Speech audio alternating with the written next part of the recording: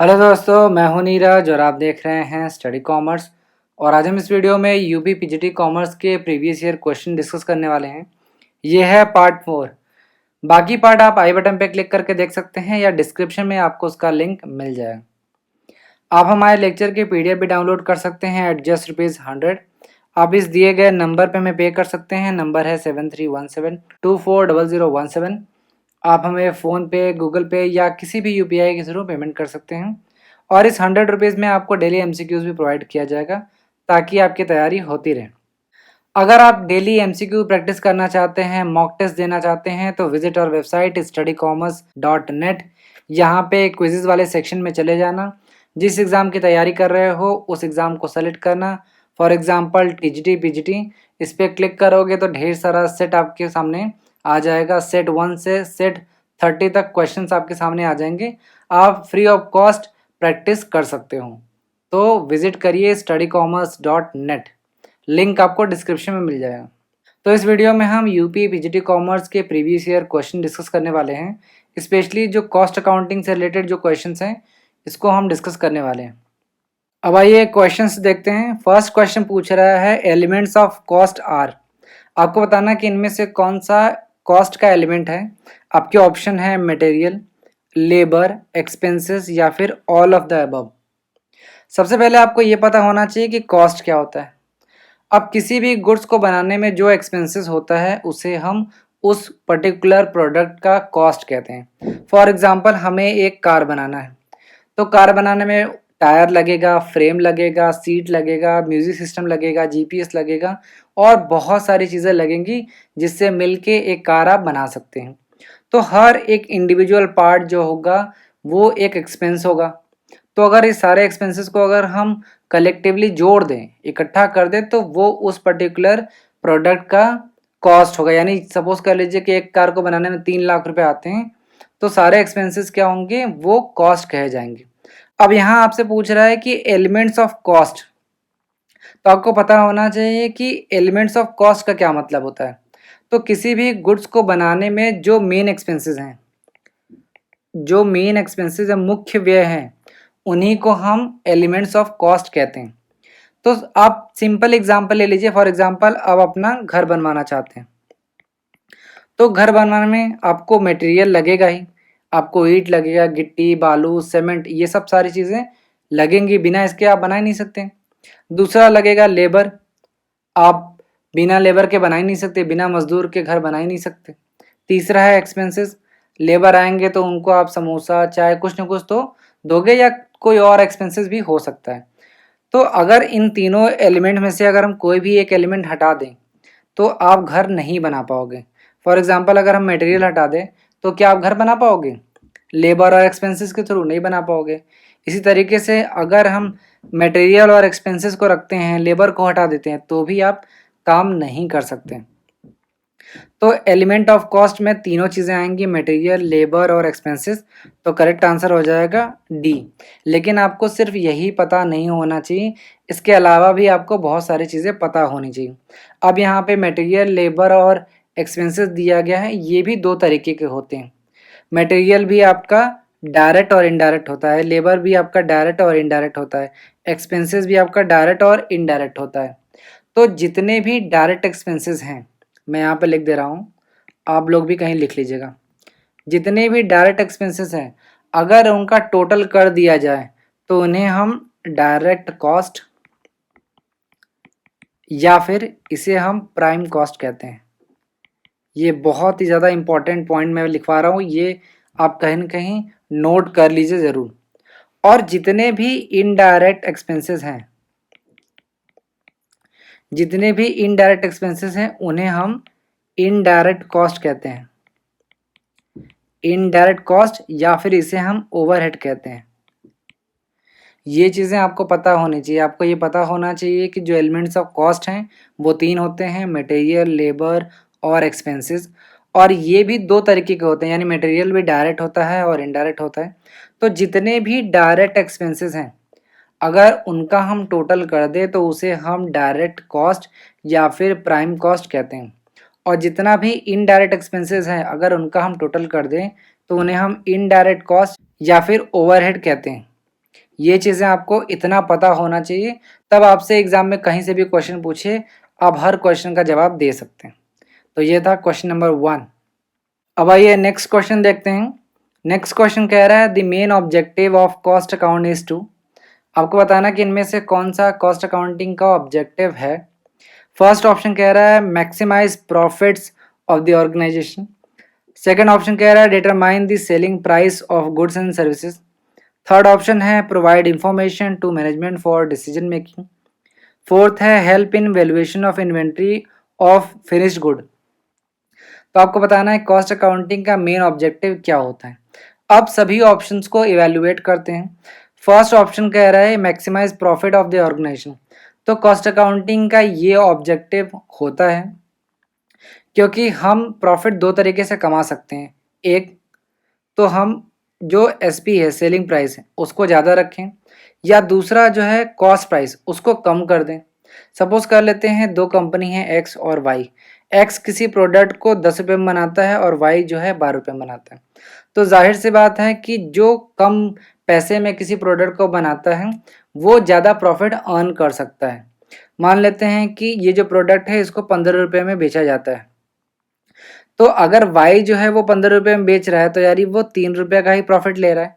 अगर x same product को बेच रहा है 15 रुपये में तो वो 5 रुपये का प्रॉफिट ले रहा है। तो यानी यहाँ पे 2 रुपये का एक्स्ट्रा प्रॉफिट हो रहा है। तो कॉस्ट अकाउंटिंग क्या करता है कि हमें पर यूनिट कॉस्ट को कम करने में हमें हेल्प करता है। तो उस तरीके से मैक्सिमाइज हो जाता है प्रॉफिट। तो ये कॉस्ट अकाउंटिंग का ऑब्जेक्टिव है, लेकिन आपसे यहाँ पे मेन ऑब्जेक्टिव पूछा है। नेक्स्ट ऑप्शन देखते हैं। नेक्स्ट ऑप्शन कह रहा है determine the selling price of the goods and services. तो आपको पता ही है कॉस्ट अकाउंटिंग अगर नहीं होगा तो जो गुड्स एंड सर्विसेज की जो सेलिंग प्राइस है वो पता नहीं चल पाएगा, क्योंकि जब आपको कॉस्ट प्राइस ही नहीं पता होगा तो सेलिंग प्राइस कैसे पता करेंगे। और कॉस्ट अकाउंट जो है वो पर यूनिट कॉस्ट हमें पता करने में हेल्प करता है। तो ये भी ऑब्जेक्टिव है। फोर्थ देखते हैं help in valuation of inventory of finished goods. तो वैल्यूएशन ऑफ इन्वेंट्री इसमें भी हमें मदद करता है कॉस्ट अकाउंटिंग, लेकिन ये भी मेन ऑब्जेक्टिव नहीं होता है। सी ऑप्शन देखते हैं provide information to management for decision making. तो ये करेक्ट आंसर हो जाएगा, क्योंकि मेन जो ऑब्जेक्टिव होता है कॉस्ट अकाउंटिंग का, एक अगर आप ब्रॉड पर्सपेक्टिव से अगर आप सोचें तो वो इंफॉर्मेशन प्रोवाइड करना होता है। कॉस्ट अकाउंटिंग जो है वो मैनेजमेंट को इंफॉर्मेशन प्रोवाइड कराता है ताकि वो अलग अलग जगह पे वो अपना जो डिसीजन मेकिंग है वो कर सकते हैं। इसके अलावा भी बहुत सारे कॉस्ट अकाउंटिंग के ऑब्जेक्टिव हैं जो आपको पता होना चाहिए, जैसे कॉस्ट कंट्रोल करना, supply of important data in connection with cost, inventory valuation करना, सेलिंग प्राइस डिटरमाइन करना, प्लानिंग और पॉलिसी फॉर्मुलेशन, ये सब सारे ऑब्जेक्टिव हैं कॉस्ट अकाउंटिंग के। नेक्स्ट क्वेश्चन देखते हैं अब। नेक्स्ट क्वेश्चन कह रहा है the head office of ICWA is. ICWA का हेड ऑफिस कहाँ पे है। आपके ऑप्शंस हैं कैलकाटा, मुंबई, दिल्ली या प्रयागराज। तो सबसे पहले आपको पता होना चाहिए कि ICWA का क्या मतलब है। इसका मतलब है the institute of cost and work accountant of India, जो कि इस्टेब्लिश किया गया था 1944 में सबसे पहले। और इंडिया में cost and work accountant act भी है जिसको हम 1959 में हमने इस्टेब्लिश किया था। इसलिए जो भी ICWA का लीगल जो फॉर्मेशन है वो भी 1959 में ही है। आप याद कर सकते हैं डेट है 28 मई 1959 को। लीगल जो इस्टेब्लिशमेंट है वो है 28 मई 1959, और जो हेड ऑफिस है वो है कैलकाटा। अब यहाँ पे कुछ चीज़ें और आपको जाननी ज़रूरी हैं, जैसे ICWA अब इसका नाम चेंज हो गया है, अब हो गया है ICAI, यानी the institute of cost accountant of India. इसके अंतर्गत कुछ और भी चीज़ें आपको पता होनी चाहिए, जैसे कंपनीज एक्ट 1956 के अंतर्गत एक सेक्शन है सेक्शन 209 सबसेक्शन 1D। इसके अंतर्गत बताया गया है कि कॉस्ट अकाउंट मेंटेन करना ज़रूरी है। और किसको उसको ज़रूरी है, जो उत्पादन से संबंधित है, यानी जो मैन्युफैक्चरिंग करते हों या प्रोसेस रिलेटेड चीज़ें करते हों, या फिर आप कह सकते हैं कि माइनिंग करते हों, या फिर सेंट्रल गवर्नमेंट किसी भी ऐसे मैन्युफैक्चरिंग फर्म को अगर चाहे तो उन्हें कॉस्ट अकाउंट मेंटेन करना पड़ेगा, यानी जो कॉस्ट अकाउंटिंग जो रिकॉर्ड्स हैं उसे मेंटेन करना ज़रूरी है। तो यहाँ पे हेड ऑफिस पूछा है ICWA का, तब वो है कैलकाटा में, ये आप ध्यान रखिएगा। नेक्स्ट क्वेश्चन देखते हैं, the full form of CIF is, यानी CIF का फुल फॉर्म क्या है? कॉस्ट इंश्योरेंस और फ्रेट, या फिर cost insurance and flight, company insurance and freight, company investment and freight. तो देखिए CIF का पूरा नाम होता है कॉस्ट इंश्योरेंस एंड फ्रेट, तो करेक्ट आंसर हो जाएगा ए। सिर्फ आपको यही नहीं पता होना चाहिए, इसके अलावा भी आपको बहुत सारी चीज़ें पता होनी चाहिए। तो ये तीनों क्या हैं? एक तरीके के एक्सपेंसेस हैं, और ये एक्सपेंसेस करता कौन है? ये एक्सपेंसेस करता है सेलर। और जो CIF है, ये कॉन्सेप्ट कहाँ यूज़ किया जाता है? जहाँ पे एक सेलर जो है वो एक्सपोर्ट और इंपोर्ट करता है, एक्सपोर्ट और इंपोर्ट करता है, वहाँ पे ये होता है। और एक्सपोर्ट और इंपोर्ट किसके थ्रू करता है? समुद्र के थ्रू, रिवर या सी के थ्रू, जब यानी वाटर लाइन जो है उनके थ्रू जब इंपोर्ट और एक्सपोर्ट करता है, तो वहाँ पे हम इस टर्म CIF का इस्तेमाल करते हैं, जिसका मतलब है कॉस्ट इंश्योरेंस एंड फ्रेट। अब ध्यान से सुनिएगा जो मैं आपको बताने वाला हूँ। जैसे मान लेते हैं कि ये यूपी है, ठीक है, यूपी में कोई सेलर है और ये है USA, यहाँ पे कोई बायर है। अब इस बायर ने क्या किया है? यूपी में कोई मान लेते हैं मैंगो, ठीक है, ये परचेस किया। अब यहाँ से यहाँ तक ये जो जाएगा बायर तक, मान लेते हैं मैं USA में भी मान लेता हूँ कि ये जो बायर है ये बॉस्टन में रहता है, USA का एक जगह है, वहाँ पे रहता है। तो कैसे ये चीज़ें वहाँ तक जाएंगी? तो जाहिर सी बात है कि अगर ये सेलर जो है अगर सी के थ्रू ये एक्सपोर्ट करता है, सपोज कर लेते हैं ये मुंबई के थ्रू जाता है, मुंबई सी के थ्रू जो है वो USA जाता है, तो ये जो कॉस्ट इंश्योरेंस ऑफ फ्रेट है ये एक तरीके का रिस्पॉन्सिबिलिटी है, यानी कि जब तक जो सेलर है वो अपने यहाँ से जो बायर है वहाँ तक गुड्स नहीं पहुँचाता, तब तक उसकी रिस्पॉन्सिबिलिटी कहाँ पे होगी, कहाँ पे उसकी रिस्पॉन्सिबिलिटी होगी, कहाँ पे ख़त्म हो जाएगी, ये चीज़ें CIF बताता है। तो मान लेते हैं USA में यहाँ पे पोर्ट है, मुंबई में भी यहाँ पोर्ट है, तो जो सेलर है उसकी रिस्पॉन्सिबिलिटी कहाँ तक होगी? यहाँ तक होगी, जो भी सी है, जो भी USA में जो पोर्ट है वहाँ तक होगी, और इस पोर्ट से लेके ये जो सेलर के घर तक का जो रिस्पॉन्सिबिलिटी है वो बायर का होगा। अब आप कहेंगे कि रिस्पॉन्सिबिलिटी किस चीज़ का? मान लेते हैं यूपी में जो मैंगो है इसको वो लोड करेगा ट्रक में, तो लोडिंग की जो रिस्पॉन्सिबिलिटी वो होगा, या फिर जो इनलैंड ट्रांसपोर्टेशन है उसकी रिस्पॉन्सिबिलिटी है, जो भी कस्टम वगैरह लगेगा वो सेलर देगा। ओशियन फ्रेट हो गया, समुद्र का जो भाड़ा हो गया वो हो गया, जो भी इंश्योरेंस का खर्चा हो गया ये भी सेलर देगा।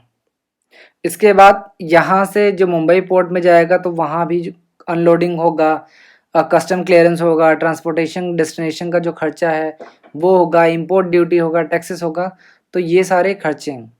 एक चीज़ आप ध्यान रखिएगा कि कॉस्ट इंश्योरेंस एंड फ्रेट जो है वो एक्सपेंसेस हैं जो सेलर बियर करता है इंपोर्ट और एक्सपोर्ट करने में, और इंपोर्ट और एक्सपोर्ट समुद्र के रास्ते होगा, और सेलर की रिस्पॉन्सिबिलिटी कहाँ तक है ये CIF बताता है। तो फुल फॉर्म पूछा है तो कॉस्ट इंश्योरेंस एंड फ्रेट ये आंसर हो जाएगा आपका। नेक्स्ट क्वेश्चन देखते हैं। नेक्स्ट क्वेश्चन कह रहा है ABC एनालिसिस इज, आपको बताना है कि ABC एनालिसिस क्या है। An approach to profit planning, क्या ये प्रॉफिट प्लानिंग का अप्रोच है? A technique of financial analysis, ये फाइनेंशियल एनालिसिस का एक टेक्निक है। या फिर a technique of inventory control, क्या ये इन्वेंट्री कंट्रोल की टेक्निक है? या फिर a technique of profit determination, या फिर प्रॉफिट डिटरमाइन करने के लिए ये एक टेक्निक है। तो देखिए ये टेक्निक है इन्वेंट्री कंट्रोल की, इन्वेंट्री कंट्रोल की टेक्निक है। इन्वेंट्री कंट्रोल के बहुत सारे टेक्निक हैं, जैसे ABC analysis, determination of stock level, या फिर इकोनॉमिक ऑर्डर क्वांटिटी EOQ, ये आपने पढ़ा ही होगा, या फिर परपेचुअल इन्वेंट्री टेक्निक होता है, या फिर वेद एनालिसिस होता है जो आप इसी वीडियो में आगे पढ़ेंगे। तो ABC एनालिसिस को हम बोलते हैं always better plan, always better plan.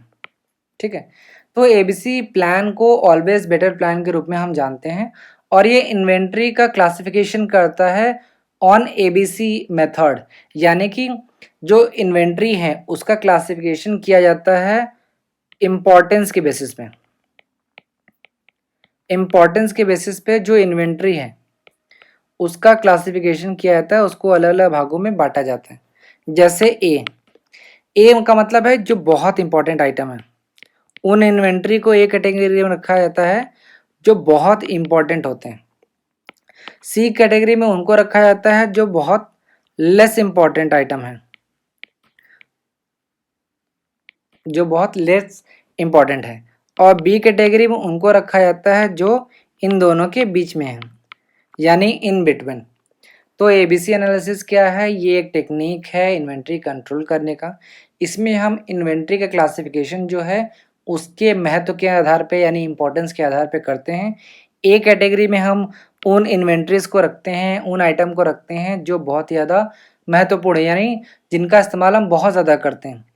और सी कैटेगरी में उनको रखते हैं जिनका इस्तेमाल हम बहुत ही कम करते हैं। और बी कैटेगरी में उनको रखते हैं जो इन दोनों के बीच में है।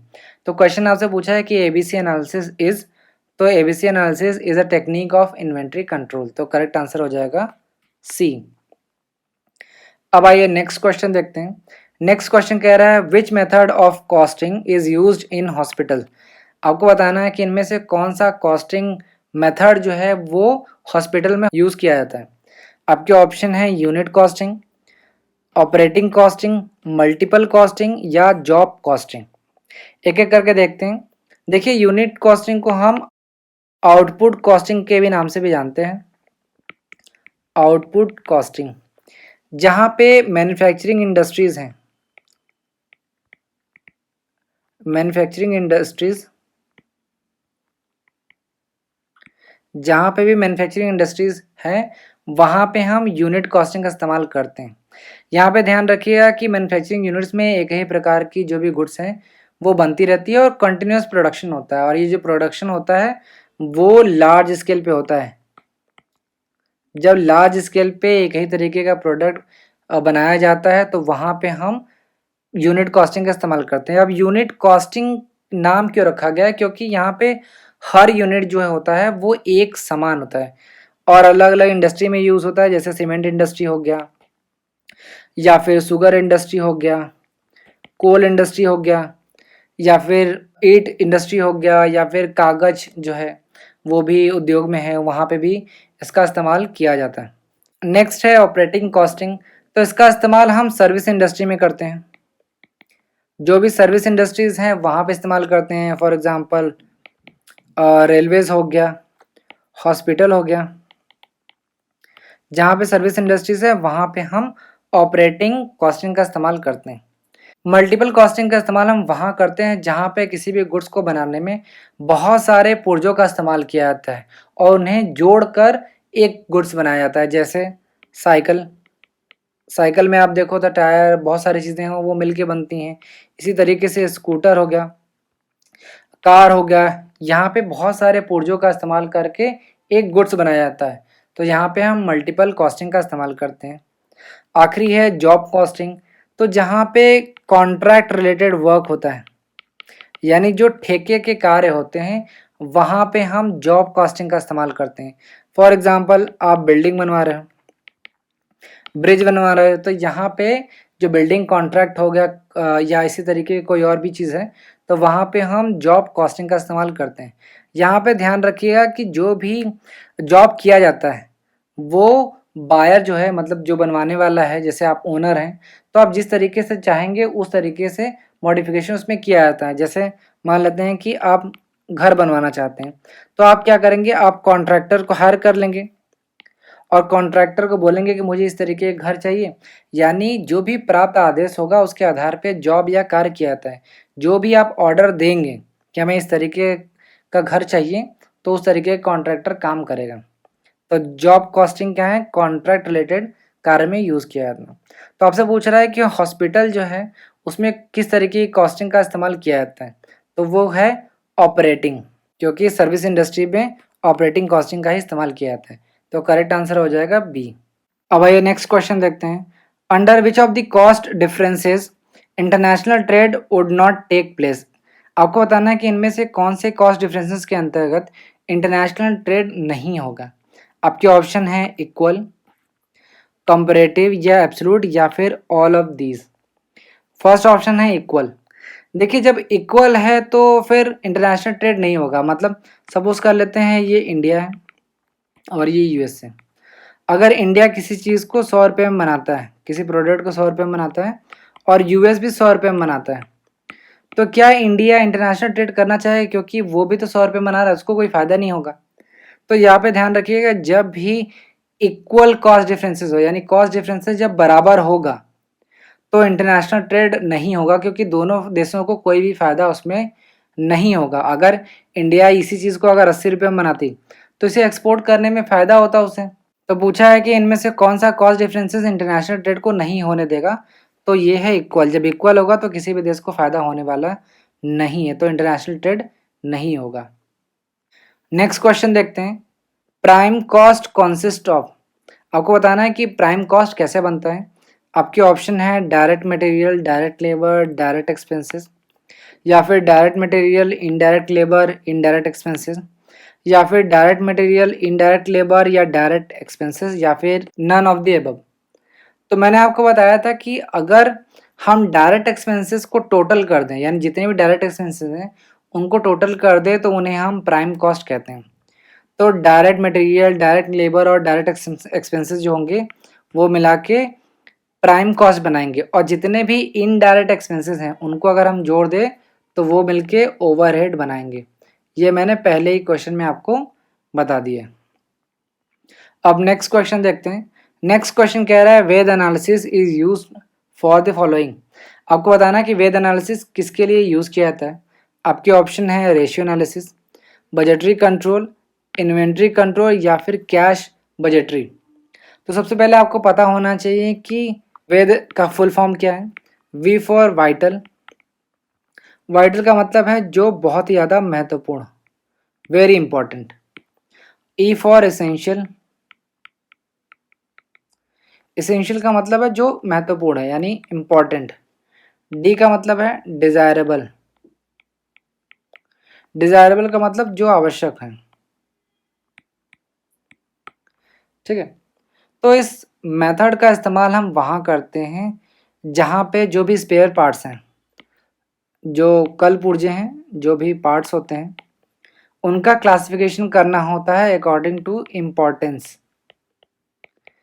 इम्पोर्टेंस के अकॉर्डिंग हम उनको अलग अलग कैटेगरी में क्लासिफाई करते हैं। जैसे जो भी स्पेयर पार्ट्स बहुत इंपॉर्टेंट है उन्हें हम वाइटल के कैटेगरी में लेके जाएंगे, यानी बहुत इंपॉर्टेंट है, उनके बिना काम होगा ही नहीं, यानी उस पुर्जे के बिना एक सेकंड भी काम नहीं होगा। इसेंशियल में हम उस पार्ट्स को रखते हैं जो बहुत इंपॉर्टेंट है, यानी कि जिनके बिना हम 2-4 घंटे ही काम कर सकते हैं। इसके अलावा हम 2-4 घंटे बाद अगर वो ना मिले तो उस स्पेयर पार्ट्स के बिना हम काम नहीं कर सकते। डिज़ायरेबल का मतलब है कि अगर 1-2 हफ्ते भी नहीं हैं तो हम काम कर सकते हैं, लेकिन वो ज़रूरी है। तो वेद एनालिसिस जो है वो इन्वेंट्री कंट्रोल में यूज़ किया जाता है, तो करेक्ट आंसर हो जाएगा सी। अब आइए आज का लास्ट क्वेश्चन देखते हैं। In cost accounting valuation of stock can be done on. यानी कि कॉस्ट अकाउंटिंग के अंतर्गत स्टॉक का जो वैल्यूएशन है वो किस पे किया जाता है। आपके ऑप्शन है मार्केट प्राइस, कॉस्ट प्राइस, या फिर cost price, market price, which ever is low, या फिर नन ऑफ द अबव।